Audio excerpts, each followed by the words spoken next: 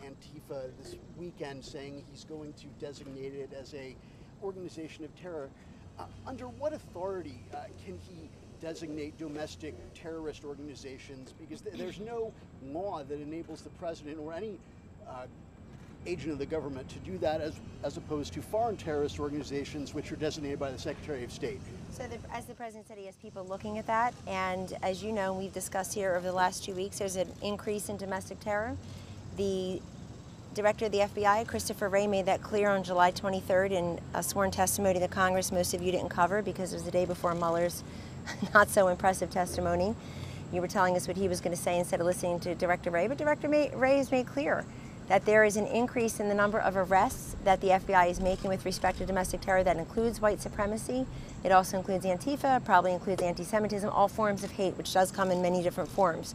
So the president's looking at that. I don't know how anybody can watch the tapes coming out of Portland and think that any of our First Amendment rights to free speech somehow extends to physical violence. It simply does not. You cannot just pick and choose who you think is criminally reprehensible and worthy of punishment based on their politics, whether they have a red MAGA hat on or something else. No, but you also can't just make up domestic terrorist. Well, the president's not making anything up. He's responding to the increase in domestic terror, which includes white supremacy, which includes Antifa, which includes anti-Semitism. And I'm, for one, very happy that the FBI is focused on both international terror and domestic terror. Anyone else? Kellyanne, can we talk about the... Well, I think the president made clear yesterday he would like a humanitarian, peaceful resolution there. We're watching the protesters in Hong Kong, throngs of them. This is not a small group. And he made that very clear yesterday, that he hopes that there is a peaceful resolution there as well. Does the U.S. still support pro-democracy protesters around the world if it's not going to support the protesters in Hong Kong? Well, the United States, of course, supports democracy around the world, and I just answered the question about Hong Kong and China. The president has tweeted and made remarks, at least very much made remarks, about the protesters in Hong Kong, and is working on many different issues and many different situations with China right now, and that's among them. Can you talk a little bit about the president's schedule to the G7? Which leaders is he going to meet? Yeah, that has not been finalized yet. I've seen some of that, but you've seen the president at these G7s, G20s before, the multilateral summits. He'll be meeting with any number of world leaders while he participates in the regular meetings, and that will be finalized this week. Kellyanne, a couple questions about fears about a recession. The president said yesterday that most economists say that there's not going to be a recession. Do you know specifically who he's talking to about that, where he's getting that from? Yes, I do. Okay. But I'd like to know where you're getting your information from, because it's nice to see the media finally cover the Trump economy. You seem to cover it only when you can use the Sesame Street word of the day, recession. And so you're using a tweet here or a report there or an economist's words here and there. The fact is the fundamentals of our economy are very strong, and you know it. We have more people working in this country right now than ever before in the nation's history. We have more people coming off the sidelines going back to work. We have people who don't just have job availability, but now they have job security. In fact, they have job mobility. They can go and try to compete for one of the other 7 million plus jobs that are available apart from the one they may already have, or the part-time one they may have, or one that doesn't have sufficient benefits or is too far from home for them, so that they've got all these choices. It's called freedom and free market. Contrast that to Medicare for all and Green New Deals and taxes for everyone else and free health care for illegal immigrants. That would tank our economy, and everybody knows that.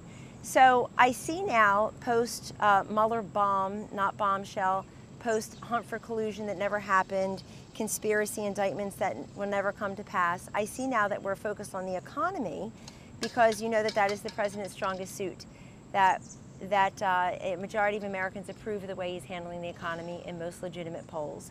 So the fundamentals are strong. I would also say that consumer confidence is very high. The optimism is there. 500,000 plus manufacturing jobs since the president got elected. 6 million plus new jobs since the president got elected. The unemployment rates are low. The growth rates are higher. The confidence levels are high. And that matters. Consumers are spending their money. And many of them are saving, and many others don't have to dip into their savings to meet basic household needs. So he didn't need the proverbial magic wand that his presidential predecessor claimed he would need. He just needed the courage that others did not have to cut taxes across the board, including for job creators and businesses and employers, to double the child care tax credit, to have an energy development program in this country that now lets us be a net exporter of natural gas and oil for the first time at these levels, and the deregulation agenda. You know, we hear from many property owners, small business owners, aspiring small business owners, that the deregulatory agenda, which is basically about 12 or 13 old regulations out for every new one in, and that new one in is important too, because regulation, if done properly, is very important to our nation, safety and well-being. The small business owners say the deregulation is just as important as the tax cuts. So the fundamentals remain strong. It's good to hear people covering the economy again after such a lengthy hiatus.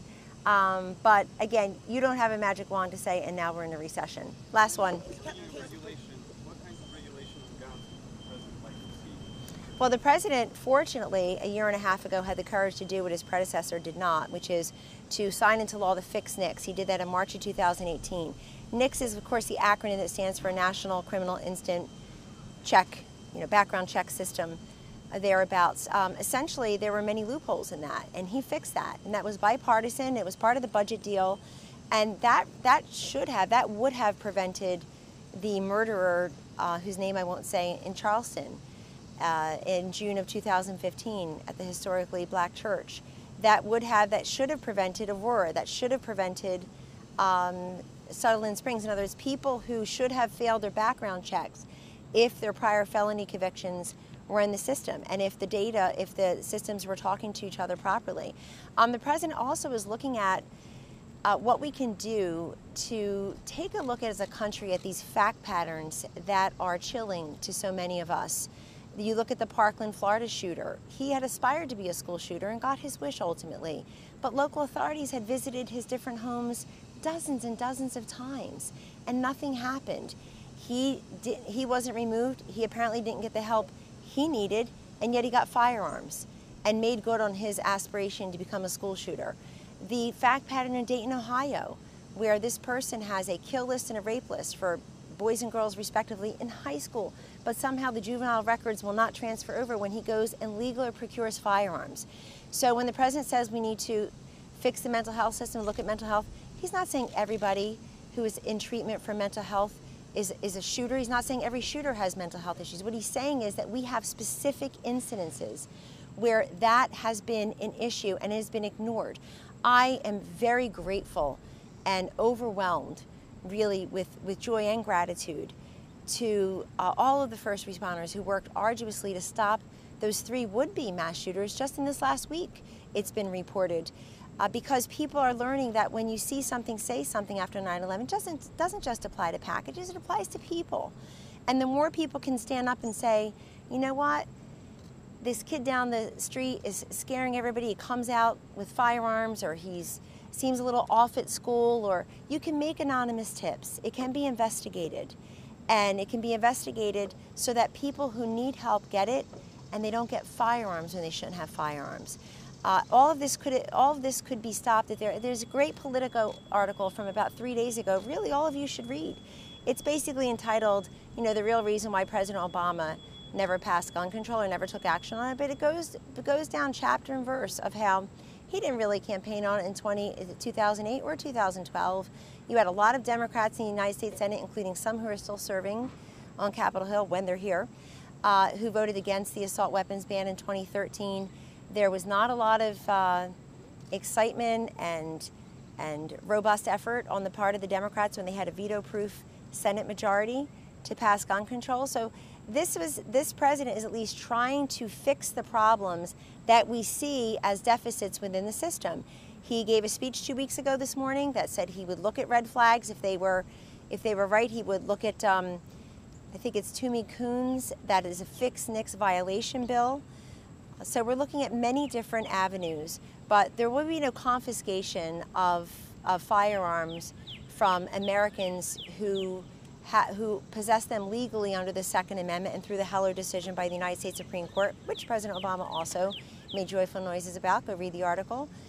We will not confiscate legally owned firearms without due process. That's not going to happen, and that's where some of this is going with some of the folks on Capitol Hill. On the G7, is there an follow-up?